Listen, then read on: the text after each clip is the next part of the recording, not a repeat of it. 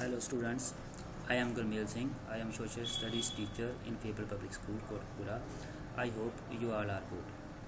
Today we are going to start our geography online classes. Today we will read about our first chapter of geography of plus 2 class, which is human geography, nature and scope. First of all, we need to understand that what is human geography. As you have read in your previous classes, that geography is the combination of two words, geo plus graphy. Geo means earth and graphy means to define or to describe.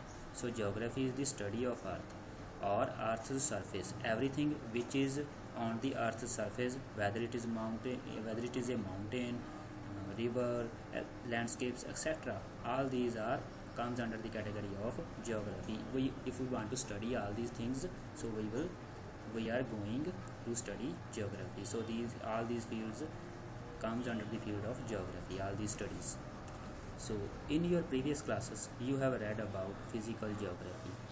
Physical geography, as you have, I think you have knew that it contains mountains, rivers, landscapes, etc. And the study of all these phenomena, it comes under the category of physical geography. But in this chapter we are going to read about human geography because our focus is on human geography. So if we define human geography in simple words, human geography is the relation between physical geography and human activities. I have already defined you or told you about physical geography that you have read in your previous classes about physical geography. So human geography is the relationship of human activities and physical phenomena.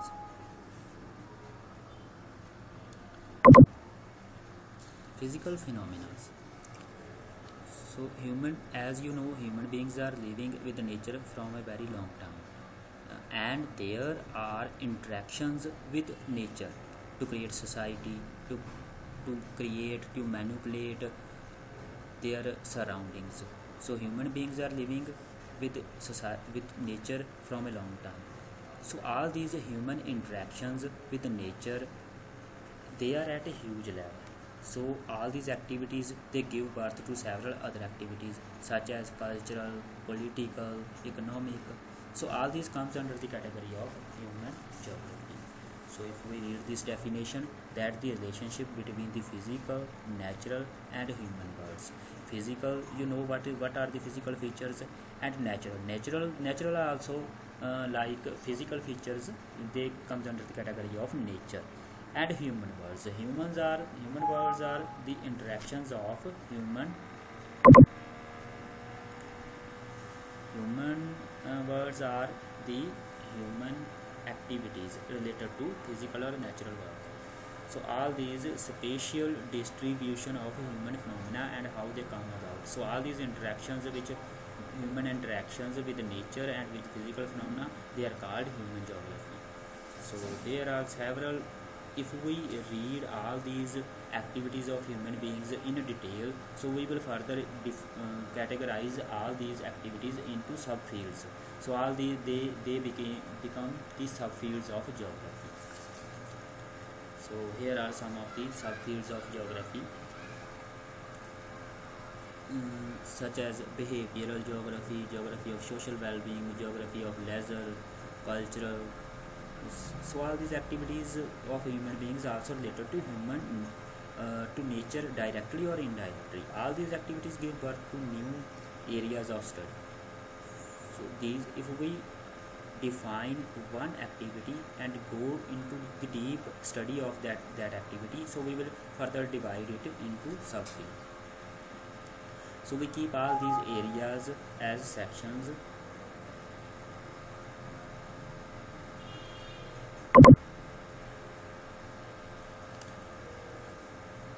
If we go into the deep study of, we can study all these subfields, but I am not going to explain all these subfields because it is not the very main part of our chapter. So here are some of the we are discussing here some of the important points of this chapter. So here are some of the scholars who have given different definitions of human geography. So three of them are very important. First is Ratzel, the second is Sample, and third is Blanch. So, first of all, Ratzel. Ratzel focuses on the concept of synthesis. Synthesis, that there is a relationship between human society and Earth's surface. According to Ratzel, that human geography is a synthetic study of a relationship between human society and Earth's surface. So it is just simple that there is a relationship between human societies and Earth's surfaces. If I will explain it in Punjabi, that ਕਿ ਮਨੁੱਖ ਦੇ ਵਿੱਚ ਮਨੁੱਖੀ ਸਮਾਜ ਦੇ ਵਿੱਚ ਤੇ ਧਰਤੀ ਦੇ ਧਰਾਤਲ ਦੇ ਵਿੱਚ ਇੱਕ ਗਹਿਰਾ ਸੰਬੰਧ ਹੈ। ਸੋ ਉਸ ਸਾਰੇ ਸੰਬੰਧ ਨੂੰ ਜਿਹੜਾ ਹੈਗਾ ਅਸੀਂ ਹਿਊਮਨ ਜੀਓਗ੍ਰਾਫੀ ਕਹਿੰਦੇ ਹਾਂ। ਮਨੁੱਖ ਸਦੀਆਂ ਤੋਂ ਹੀ ਧਰਤੀ 'ਤੇ ਰਹਿੰਦਾ ਆਇਆ ਹੈ। ਜਦੋਂ ਤੋਂ ਉਹ ਧਰਤੀ 'ਤੇ ਰਹਿਣ ਲੱਗਿਆ ਹੈ, ਉਦੋਂ ਤੋਂ ਹੀ ਉਹਨੇ ਕਿਸੇ ਨਾ ਕਿਸੇ ਰੂਪ ਦੇ ਵਿੱਚ ਆਪਦੇ ਆਲੇ ਦੁਆਲੇ ਨੂੰ ਆਪਦੇ ਅਨੁਕੂਲ ਬਣਾਉਣ ਲਈ ਉਹਦੇ ਵਿੱਚ ਕੁਛ ਕੁ ਜਿਹੜੀਆਂ ਹੈਗੀਆਂ ਚੇਂਜਸ ਕੀਤੀਆਂ। ਸੋ ਉਹ ਸਾਰੀਆਂ ਚੇਂਜਸ ਕਿਤੇ ਨਾ ਕਿਸੇ ਰੂਪ ਦੇ ਵਿੱਚ ਇੰਟਰੈਕਸ਼ਨਸ ਨੇਚਰ ਦੇ ਨਾਲ, ਫਿਜ਼ੀਕਲ ਜਿਹੜੇ ਫੀਚਰਸ ਆ ਧਰਤੀ ਦੇ ਉਹਦੇ ਨਾਲ। ਸੋ ਇਹਨਾਂ ਇੰਟਰੈਕਸ਼ਨਸ ਨੂੰ ਅਸੀਂ ਹਿਊਮਨ ਜੀਓਗ੍ਰਾਫੀ ਦੀ ਕੈਟਾਗਰੀ ਦੇ ਵਿੱਚ ਪੜ੍ਹਦੇ ਹਾਂ। ਸੋ ਇਸ ਤੋਂ ਬਾਅਦ ਜਿਹੜਾ ਹੈਗਾ ਹੈ ਸੈਂਪਲ। ਸੋ ਸੈਂਪਲ ਨੇ ਵੀ ਸੇਮ ਚੀਜ਼ ਹੀ ਕਹੀ ਹੈ ਜੋ ਰੈਟਜ਼ਲ ਨੇ ਆਖੀ ਸੀ, ਪਰ ਇਸ ਦੀ ਡੈਫੀਨੇਸ਼ਨ ਦੇ ਵਿੱਚ ਥੋੜ੍ਹਾ ਜਿਹਾ ਜਿਹੜਾ ਚੇਂਜ ਆ ਉਹ ਆਪਾਂ ਸਮਝਣ ਦੀ ਕੋਸ਼ਿਸ਼ ਕਰਦੇ ਹਾਂ। Human geography is the study of changing relationship between unresting man and unstable earth. So she is also calling that there is a relationship between humans and Earth's surface. So but the only thing which is changed, that changing relationship, the relationship they are changing। ਪੁਰਾਣੇ ਸਮੇਂ ਤੋਂ ਲੈ ਕੇ ਹੁਣ ਤੱਕ ਸਾਡੇ relation ਜਿਹੜੇ ਹੈ, ਮਨੁੱਖਾਂ ਦੇ ਰਿਲੇਸ਼ਨ ਜਿਹੜੇ ਹੈ ਧਰਤੀ ਦੇ ਨਾਲ ਉਹ ਚੇਂਜ ਹੋਏ ਆ, ਕਿਉਂਕਿ ਸਮੇਂ ਦੇ ਹਿਸਾਬ ਦੇ ਨਾਲ ਟੈਕਨੋਲੋਜੀ ਦੇ ਵਿੱਚ ਵਾਧਾ ਹੋਇਆ, ਤਾਂ ਉਸੇ ਦੇ ਨਾਲ ਹੀ ਜਿਹੜੇ ਹੈਗੇ ਆ ਸਾਡੀ ਨੇਚਰ ਨੂੰ ਕੰਕਰ ਕਰਨ ਦਾ ਜਾਂ ਉਹਦੇ ਉੱਤੇ ਉਹਨੂੰ ਆਪਣੇ ਆਲੇ ਦੁਆਲੇ ਨੂੰ ਚੇਂਜ ਕਰਨ ਦੇ ਢੰਗ ਜਿਹੜੇ ਆ ਬਹੁਤ ਚੇਂਜ ਹੋਏ ਆ। So the next thing, changing relationship between unresting man and the unstable earth. Unresting man because man is not constant, he is dynamic, he is changing day by day, so unresting, he cannot be sit alone and take rest, so he is unresting, he or she is unresting. And the unstable earth, so earth is also not stable, the earth is not the same which it was 100 years ago or 100,000 years ago. so ਧਰਤੀ ਵੀ ਦਿਨ ਬ ਦਿਨ change ਹੋ ਰਹੀ ਹੈ ਅਤੇ ਮਨੁੱਖੀ ਪ੍ਰਕਿਰਿਆਵਾਂ ਵੀ ਉਸ ਦੇ ਨਾਲ ਹੀ ਬਦਲਦੀਆਂ ਨੇ। ਸੋ ਦੋਨਾਂ ਦੇ ਬਦਲਦੇ ਹੋਏ ਹਾਲਾਤਾਂ ਦੇ ਵਿੱਚ ਜਿਹੜੇ ਬਦਲਦੇ ਹੋਏ ਸੰਬੰਧ ਆ ਉਹਨਾਂ ਨੂੰ ਹਿਊਮਨ ਜੀਓਗ੍ਰਾਫੀ ਕਿਹਾ ਜਾਂਦਾ ਹੈ according to Ellen C Semple. So the next scholar is Paul de la Blache. So Blache is a possibilists they think that there are possibilities to conquer nature। ਇੱਥੇ ਕੁਝ ਕੁ ਸੰਭਾਵਨਾਵਾਂ ਹਨ ਜਿਨ੍ਹਾਂ ਦੇ ਨਾਲ ਅਸੀਂ ਕੁਦਰਤ ਦੇ ਉੱਪਰ ਕਾਬੂ ਪਾ ਸਕਦੇ ਹਾਂ। ਸੋ we will read his definition। conception resulting from more synthetic knowledge of physical laws governing our earth and of the relations between the living beings which inhabit it। so that conception resulting from more synthetic knowledge of physical laws। so if we have knowledge of our surroundings, we can somehow or at some extent can conquer them or manipulate them according to our needs। ਜੇਕਰ ਸਾਨੂੰ ਸਾਡੇ ਆਲੇ ਦੁਆਲੇ ਦੀ ਜਾਣਕਾਰੀ ਹੈ, ਉਹਦੇ ਬਾਰੇ ਸਾਨੂੰ ਗਿਆਨ ਹੈ, ਤਾਂ ਉਹਨੂੰ ਅਸੀਂ ਆਪਦੇ ਅਨੁਸਾਰ ਢਾਲ ਸਕਦੇ ਹਾਂ।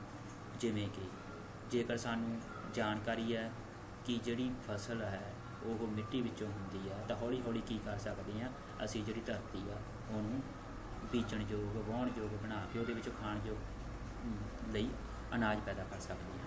ਸੋ ਜੇਕਰ ਇਹਦੀ ਜਾਣਕਾਰੀ ਹੈ ਤਾਂ ਹੀ ਕਰ ਸਕਦੇ ਹਾਂ।